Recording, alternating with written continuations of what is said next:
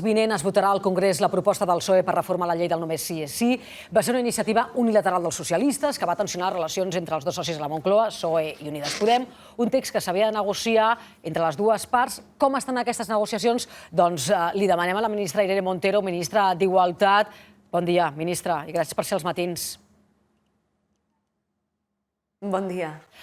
Impulsora d'aquesta llei que ara el PSOE vol canviar, i m'atreviria a dir, ministra, no sé si s'hi reconeix o no en aquesta definició, una de les ministres del govern espanyol que més polèmica ha generat els darrers mesos justament per les lleis que ha impulsat. D'una banda, aquesta llei de garantia integral de la llibertat sexual, però també la llei trans, la reforma de la llei de l'avortament que avui publiquen al BOE i que demà entren en vigor. Bueno, lo que estamos haciendo es avanzar en derechos. Hoy, de hecho, se publican esas leyes en el Boletín Oficial del Estado, por tanto, entre mañana y los días sucesivos entrarán ya plenamente en vigor en función de, de diferentes aspectos, ¿no? Hay diferentes partes de las leyes que entran en vigor en un tiempo u otro después de su publicación, pero ya están publicadas en el BOE y efectivamente siempre que se avanza en derechos pues hay una reacción y eso genera también un debate social que hace posible que avancemos como sociedad y que ¿no? seamos cada vez más capaces de respetar los derechos humanos, de fomentar que todo el mundo pueda ser quien es. Escuchaba atentamente el debate que estaban teniendo ahora, por el cual, por cierto, les felicito porque creo que tenía mucha calidad en lo que se estaba planteando y precisamente nuestra sociedad avanza y ahora podemos estar hablando de situaciones de acoso en la escuela o de cómo todos los niños y niñas tienen que sentir que su entorno escolar y su comunidad educativa es un espacio seguro. Estos debates se han producido porque ha habido gente que ha puesto el cuerpo y que ha decidido que había que avanzar en derechos y a veces ha tenido una reacción de gente que no quiere que eso se produzca. También cuando hablamos de educación sexual hablamos de esto, que es uno de los pilares de la ley del aborto que se acaba de publicar en el BOE. Soy muy partidaria del discurso del ruido porque creo que es un discurso muy antipolítico. Parece que detrás de ese discurso del ruido lo que quiere decirse es que se puede avanzar en derechos sin que haya una reacción, sin incomodar a nadie. Y eso nunca ha sido así en la historia. Cuando los trabajadores y trabajadoras han hecho huelga para conseguir la jornada laboral de 8 horas, ha habido conflicto social y ha habido reacción a esos derechos por parte de los patronos que no querían avanzar en esos derechos. Y ahora estamos en una situación igual. Si queremos avanzar, pues necesariamente sabemos que va a haber una reacción, pero es que nuestra sociedad se merece pues avanzar en derechos, que las mujeres tengan derechos sexuales y reproductivos garantizados, o las personas trans y LGTBI, y para eso estamos aquí. Este gobierno se debe a ese impulso democratizador de la societat civil i tenem que responder a ell.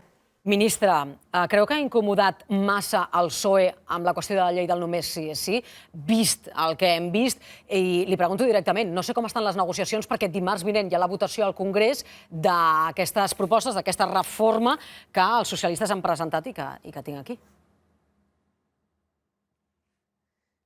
Pues de momento no se han vuelto a sentar a la mesa, pero yo voy a trabajar hasta el último segundo para que así sea, para que lleguemos a un acuerdo, no solamente el Gobierno, sino también la mayoría feminista que ha aprobado todas las leyes feministas de esta legislatura y que está comprometida con el avance en derechos, que es, por cierto, una mayoría a la vez feminista, progresista y plurinacional y que, por tanto, tiene la capacidad de afrontar, al menos afrontar y tratar de resolver las principales crisis institucionales abiertas en nuestro país desde hace más de una década y yo lo que quiero es, por tanto, que podamos llegar a un acuerdo que preserve el consentimiento en el centro. Creo que lo que existe en este caso es la voluntad de dar una respuesta a las víctimas y a la sociedad que ven con preocupación cómo algunos jueces y juezas están rebajando condenas a agresores sexuales y eso merece una respuesta. Yo creo que esa respuesta tiene que ser una respuesta unitaria como gobierno, unitaria de la mayoría de investidura y preservando el principal avance legislativo en materia de violencias contra las mujeres en esta legislatura, que es que el consentimiento está en el centro del Código Penal. No me parece una respuesta adecuada ni a las víctimas ni a la sociedad que PP y Vox permitan con sus votos que volvamos al Código Penal anterior y voy a trabajar para que tengamos un acuerdo, pero de momento no hay avances en esas negociaciones y lo que le estamos pidiendo al socio mayoritario es que se siente. Ministre, li preguntaré de seguida pel tema del consentiment, perquè sap que ha generat molta polèmica més enllà del tema de les penes amb aquesta llei. Però abans, i referent a la negociació, és evident que hi ha una negociació amb els socialistes, perquè estan dins del mateix govern a la Moncloa, i ja em diu que no se'ns ha assegut a la taula i, per tant, a 6 dies d'aquesta votació entenc que no s'han mogut les postures, però després vostès necessiten una majoria al Congrés per tirar això endavant. Vostè ha parlat amb els socis d'investidura, Esquerra, Bildu, Més País. Sap la seva postura davant d'aquesta votació, dels canvis que s'han d'introduir a partir de la proposta unilateral dels socialistes? Por supuesto que sí, porque tenemos una relación cotidiana y cercana y quiero aprovechar para poner en valor, para destacar que ningún avance feminista que este Ministerio y este Gobierno ha impulsado habría sido posible sin EH Bildu, sin Esquerra Republicana de Cataluña y sin el resto de fuerzas de la mayoría progresista, plurinacional y feminista, que es la que articula y pone encima de la mesa sus votos, muchas veces debatiendo desde la diferencia y teniendo discrepancias muy importantes, pero con una voluntad de acuerdo y de avanzar en derechos. Entonces, sin esa mayoría no podríamos haber hecho ninguna de las leyes ni ninguna de las políticas públicas que nosotras como Ministerio y como Gobierno de coalición estamos impulsando. Entonces sí, hablamos de forma habitual y creo que tenemos bastante acuerdo en que es importante que lleguemos a un acuerdo y que el consentimiento sea el centro del Código Penal. No obstante, no quiero hablar por ninguna de esas fuerzas porque tienen a sus representantes y a sus portavocías que lógicamente son quienes tienen que hablar por ellas mismas, pero sí creo que tenemos todos y todas la voluntad de alcanzar un acuerdo poniendo el consentimiento en el centro, desde luego de que no nos pongamos en el riesgo y no pongamos a las mujeres en el riesgo de retroceder al Código Penal anterior, que era un Código Penal de impunidad para los agresores y también en el que solo denunciaban un 8% de las víctimas que sufrían violencias sexuales, y que lo hagamos de la mano del Partido Popular y de Vox, que se han declarado en esta legislatura contrarios, adversarios de todos los avances en derechos feministas. Ministre, hi ha juristes que diuen i mantenen que el consentiment, quan des d'Unides Podem es parla d'aquesta qüestió i del centre del consentiment en la llei, diuen, però és que això sempre ha estat així, sempre el consentiment ha estat en el centre d'aquesta regulació. Intenti'm aclarir aquesta qüestió, sobretot intenti-ho aclarir a les persones que ens escolten. Què vol dir vostè quan diu que volen mantenir el consentiment en el centre d'aquesta llei, si els juristes diuen que ja existia això abans d'aquesta llei? Efectivamente, esta preocupación social, ¿no?, que ha surgido a través de las decisiones judiciales de rebajar condenas, de alguna manera nos ha devuelto al debate del año 2018-2019, cuando las feministas decían es necesario poner el consentimiento en el centro, no es abuso, es violación, hermana, yo sí te creo, y los adversarios de esa propuesta lo que decían era ¿pero para qué? Si el consentimiento ya está en el centro del Código Penal. Voy a intentar explicarlo de la manera mejor que sé, ¿no? En el Código Penal anterior había dos tipos de delitos. Uno eran aquellos que tenían violencia o intimidación, que se llamaban agresión. Si había violencia o intimidación, era agresión sexual. Si no había violencia o intimidación, entonces hablábamos de que se penalizaba a esas víctimas que no podían demostrar la violencia o la intimidación con penas más bajas. Digamos que lo que hacía el Código Penal es decir, cuando de verdad es una agresión sexual, es cuando, además de que se hace en tu contra, hay violencia o intimidación. Y si no hay violencia o intimidación, es algo menor. De alguna manera, lo que se nos estaba diciendo a las mujeres es que lo determinante en una agresión sexual es la violencia que se ejerce contra ti, por tanto, cuánto te resistes, que tu credibilidad como víctima depende de cuánto te has resistido y, por tanto, de cómo son de graves las marcas en tu cuerpo que deja la violencia que ejerce tu agresor cuando tú te resistes.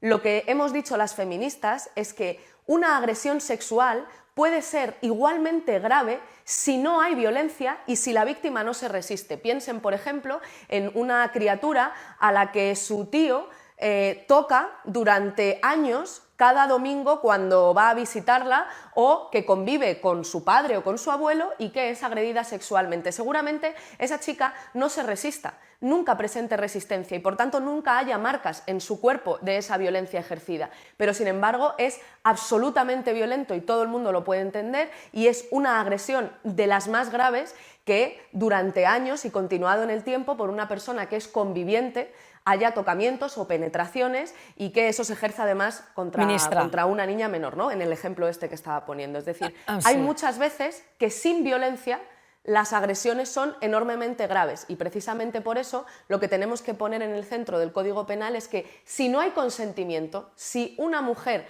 no da su consentimiento para una relación sexual, es una agresión y se agravará en función de muchas circunstancias, no solo de si ha habido violencia o no.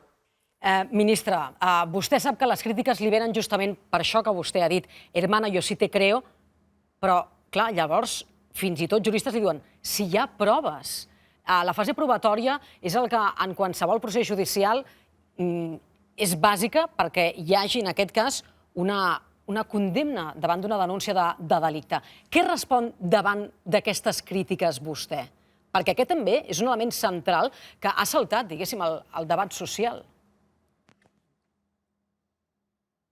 Claro, sí. Entiendo que me pregunta porque, sí, claro, si tú quieres que se pene la violencia, siempre hay que probarla. En el Código Penal de la Manada, tú tenías que probar violencia o intimidación para que se calificase lo que habías sufrido como una agresión. Si no, era algo menor en penas y menor en consideración como gravedad del delito. Ahora lo que decimos es que si no hay consentimiento, hay agresión y efectivamente esa agresión va incrementando su gravedad en función de una serie de circunstancias agravantes, una de las cuales es la violencia y efectivamente si queremos aplicar la agravante de la violencia hay que probarla, pero también se puede agravar la pena y llegar a la pena máxima con otras muchas circunstancias agravantes. Lo importante cuando el Código Penal dice que el consentimiento está en el centro es que no se penaliza con un rango de penas menores a aquellas víctimas, que son la mayoría por cierto, que no consiguen probar la violencia que se ha ejercido contra ellas simplemente porque a lo mejor se han quedado paralizadas y nunca se han resistido y el agresor no ha tenido que ejercer violencia contra ellas. Es decir, el consentimiento en el centro consigue que no haya víctimas de primera y víctimas de segunda. Si no hay consentimiento es agresión y obviamente se agrava en función de unas circunstancias agravantes, la convivencia, si hay sumisión química, también la violencia, que obviamente para ser aplicadas se tienen que probar como en todo proceso judicial, pero no se penaliza, como ocurría con el Código Penal anterior, a aquellas víctimas que no consiguen probar la violencia con un delito, digamos, menor, un delito con penas más bajas, un tipo de delito que quiere decir que si tú no muestras con marcas evidentes en tu cuerpo la violencia que se ha ejercido contra ti, eres menos víctima que una que sí lo puede probar, entre otras cosas porque hay muchísimas víctimas de violencias sexuales que no se resisten y cuyos agresores no ejercen violencia contra ellas, pero ya bastante violento es que toquen tu cuerpo o que te penetren sin consentimiento. Li pregunto justament per les penes i concretament per les dades que hem conegut en les últimes hores del Consell General del Poder Judicial després d'aquests 5 mesos d'aplicació pràcticament d'aquesta llei que entrava en vigor a principis del mes d'octubre. Les dades que tenim certament són parcials i sé que vostè ja ho ha criticat en les últimes hores. Estem parlant de 646 agressors sexuals que han vist rebaixada la seva pena i 65 més que han pogut sortir de la presó. Quina valoració en fa vostè i per què creu que el Consell General del Poder Judicial encara no ha pogut recopilar ni poder donar una dada de totes les revisions que s'han fet, no només d'aquestes de rebaixa de pena i excarceració, sinó de totes? Lo primero es que con solo una revisión a la baja de una pena que hubiese generado preocupación o daño a una víctima, a quienes las acompañan o al conjunto de la sociedad, como es el caso, con solo una, independientemente del número final, ya sería necesario dar una respuesta. Precisamente por eso estoy insistiendo en que demos una respuesta unitaria como Gobierno, preservando el consentimiento en el centro, pero por supuesto dando una respuesta social, porque somos parte del Estado ante esas decisiones judiciales de rebajas de penas. Y ahí yo creo que el número es una cuestión que no importa tanto en el sentido de que con una sola pena que se hubiese rebajado y que hubiese generado preocupación social ya tendríamos que estar dando una respuesta a las víctimas. Dicho esto, yo lo que quiero es esperar a que el Consejo General del Poder Judicial, cuando así lo considere, nos pueda dar todos los datos para ver realmente cuál es el escenario de aplicación de esta ley en los primeros meses, no a los nuevos casos, no a las nuevas agresiones, sino, recuerdo, a las revisiones de sentencias, porque el Consejo General del Poder Judicial nos ha dado un dato en bruto, pero no nos dice, por ejemplo, cuántas de esas revisiones son firmes. Ayer conocíamos, por ejemplo, un caso de una revisión a la baja que se había hecho en la Audiencia Provincial de Zamora, si no recuerdo mal, y que el Tribunal Superior de Justicia de Castilla y León ha dicho que esa pena no se debería rebajar y ha corregido esa sentencia. Por tanto, es importante que sepamos cuántas de esas revisiones bajando penas se convierten en firmes y realmente se quedan rebajadas esas penas, o si los tribunales superiores lo van corrigiendo y mantienen las penas anteriores. Y también es importante saber cuál es el número total de sentencias que se han revisado, pero que al revisarse no han bajado las penas, para ver si hay una mayoría o no, o es una minoría, las decisiones judiciales en las que se están rebajando las penas. Para eso necesitamos los datos completos y yo espero que el Consejo General del Poder Judicial, en aras de la tranquilidad también de la sociedad, ¿no?, y de contribuir a cuidar a mucha gente que está preocupada, pues dé los datos completos de la forma más breve y más rápida posible. Igual que ha sacado estos datos, que seguramente lo que hacen cuando la gente los escucha es generar alarma, pues ojalá nos pueda permitir tener esa imagen completa y así poder tener una imagen más ajustada de lo que está pasando en estos primeros meses de aplicación de la ley. E insisto, esto con independencia de que con un solo caso ya sería necesario que diésemos una respuesta desde el Poder Ejecutivo i desde el Poder Legislativo a esas decisiones judiciales. La majoria de les lleis, aquest també ha estat un punt de polèmica, que canvien les penes del Codi Penal, tenen una disposició transitòria per regular com es fa justament aquesta revisió de penes de la qual ara estem parlant. Per exemple, la reforma que va derogar el delicte de sedició la tenia. Per què es va descartar que hi hagués aquesta disposició transitòria que marqués unes condicions, en aquest cas de la llei del només sí és sí? Qui ho va decidir, ministra? Pues porque el derecho transitorio en nuestro país está muy asentado y hay de hecho otras reformas del Código Penal que tampoco lo incorporaban, y además porque esta reforma del Código Penal, la de la ley solo sí es sí, no incorpora bajadas de las penas máximas. En su versión original sí bajábamos las penas máximas y de hecho el Consejo General del Poder Judicial y el propio Ministro de Justicia, que es el responsable de esta reforma penal, dijeron, oye, si bajamos las penas máximas, evidentemente habrá revisiones a la baja de condenas a agresores sexuales, además seguramente aquellos que hayan tenido penas más altas. Por tanto, tenemos que mantener las penas altas y las mantuvimos. Y el derecho transitorio está muy consolidado en nuestro país como derecho en vigor. ¿Y qué dice el derecho transitorio? Pues que si la pena que se impuso con el anterior Código Penal cabe en la nueva horquilla de penas, entonces la sentencia no se revisa. Ministra, y eso es lo que ocurre en este caso, con toda claridad, porque las horquillas se amplían por abajo, pero todas las penas impuestas con anterioridad caben en las nuevas horquillas. Entonces, como es un derecho transitorio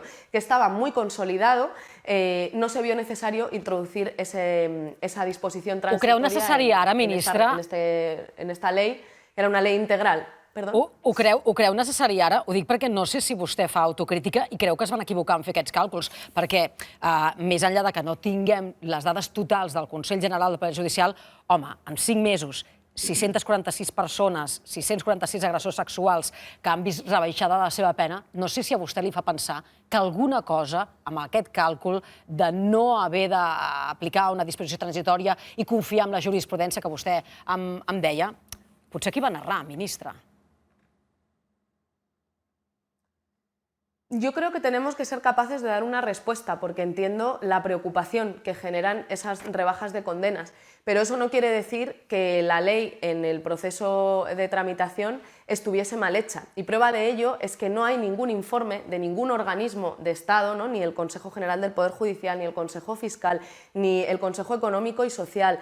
Ninguno de esos organismos, al revisar el nuevo cuadro de penas, alertó de que esta situación se podía dar. Tampoco ninguno de los ministros y ministras, y particularmente el Ministerio de Justicia y nosotras, que somos los responsables más importantes o principales de esta ley. Pero es que después esta ley pasó por el Congreso y por el Senado, y ningún grupo parlamentario, ningún diputado o diputada pudo advertir que esto ocurriría. De hecho, si usted se acuerda, cuando tramitamos la ley del solo sí es sí, las críticas a la ley no tenían que ver con las posibles rebajas de penas a agresores sexuales, sino con todo lo contrario.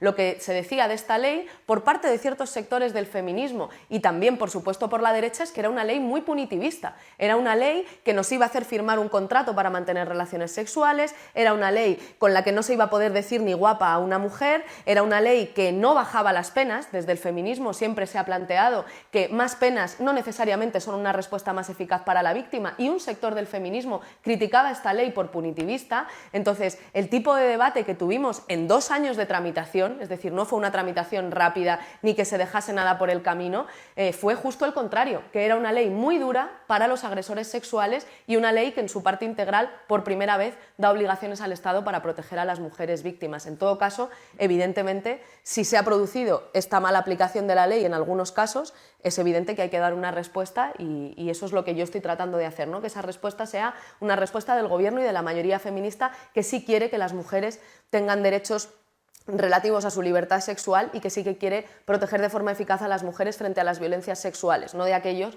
PP y Vox, que se han situado siempre en contra de avanzar en estos derechos. Parlar de les males aplicacions d'aquesta llei, què l'ha decepcionat més? Els jutges que estan aplicant aquesta llei que vostè ha impulsat o el PSOE amb els canvis que ara vol introduir quan recordem que primer Pedro Sánchez va demanar paciència i ara han presentat aquests canvis de forma unilateral? No quiero preguntármelo o plantearlo en esos términos. Ahora tenemos una situación en la que hay unas decisiones judiciales de rebajas de penas que han generado dolor en muchas víctimas y también preocupación social. A eso tenemos que dar una respuesta y creo que lo mejor que yo puedo hacer es que todo lo que diga y haga vaya encaminado a tener una respuesta unitaria como Gobierno, unitaria desde la mayoría feminista, que ponga el consentimiento en el centro y que nos permita dar una respuesta adecuada a las víctimas. Obviamente las víctimas necesitan una respuesta, pero eso no puede ser volver al Código Penal anterior, que precisamente era un Código Penal de impunidad para los agresores. Imagínese, si el 92% de las mujeres víctimas de violencias sexuales no denuncian, desgraciadamente el principal problema que tenemos en este país no es que también, ¿no?, que se rebaje una pena 6 meses a un agresor. El principal problema que tenemos es que la mayoría de los agresores sexuales no han pisado una comisaría o un juzgado en su vida y permanecen impunes y no sabemos cuántas veces han reincidido si es que lo han hecho. Entonces, la respuesta adecuada para las víctimas es una respuesta que preserve las conquistas de derechos que ya han hecho esas víctimas y el conjunto de las mujeres, que es el consentimiento en el centro.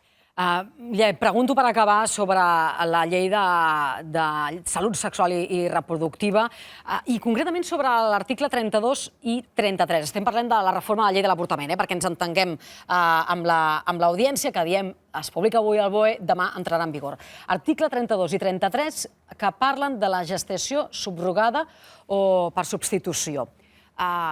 Quins canvis s'introdueixen i quina realitat dibuixen en un país en la qual es declara de nul el ple dret de contracte per a una gestació subrogada, però, en canvi, es poden, ho diré directe, comprar nadons a l'estranger i després aquí registrar-los com a fills propis, ministra.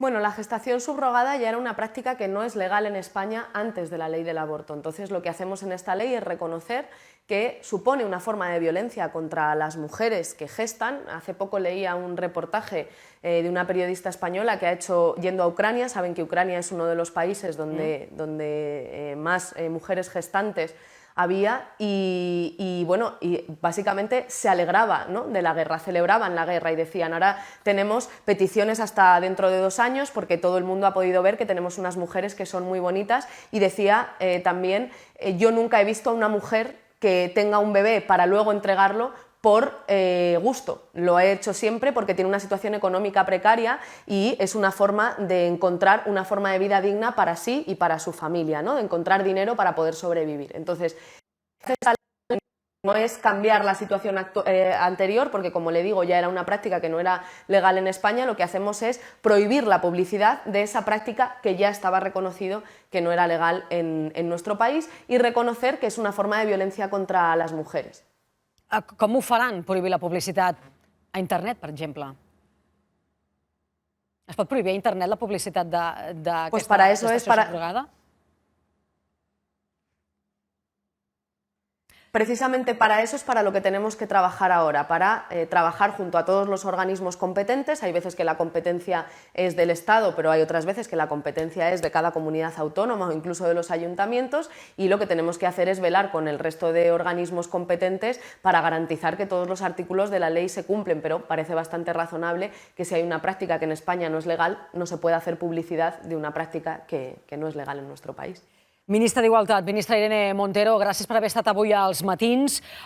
Una setmana del 8M, 6 dies d'aquesta votació al Congrés, que no sé si vostè creu caldejarà l'ambient de les manifestacions feministes del pròxim dimecres. Ho van fer amb aquest objectiu, ministra? Bueno, yo creo que tenemos que alcanzar un acuerdo. ¿Perdón? Que si justament van forçar la votació en la vigília del 8M perquè hi hagués, diguéssim, un ambient al carrer que fos propici a les reivindicacions feministes? Yo creo que tenemos que alcanzar un acuerdo cuanto antes. Creo que lo podríamos haber alcanzado ya hace semanas y ojalá lo hagamos hoy y si no mañana, mucho antes de que se produzca esa votación en el Pleno, pero en todo caso el 8 de marzo es un día de protagonismo de todas las mujeres de nuestro país en su diversidad y lo que creo que tiene que ocurrir el 8 de marzo es que cada mujer salga a la movilización que le apetezca, de la forma que le apetezca, pero que salgamos todas a reivindicar nuestros derechos, a celebrar también las conquistas de derechos que estamos haciendo con la lucha colectiva dentro y fuera de las instituciones en los últimos años, a celebrar también las conquistas de otras hermanas en otros países, ¿no? En Argentina, en Colombia, en Chile, que están avanzando de forma decisiva también en sus derechos, a pelear junto a las compañeras que, como en Estados Unidos, están luchando por recuperar el derecho al aborto que les han negado los tribunales de su país, o con las mujeres polacas que también luchan por ello, a luchar en definitiva por esta agenda común que tenemos de reparto de la riqueza, del tiempo, de los cuidados,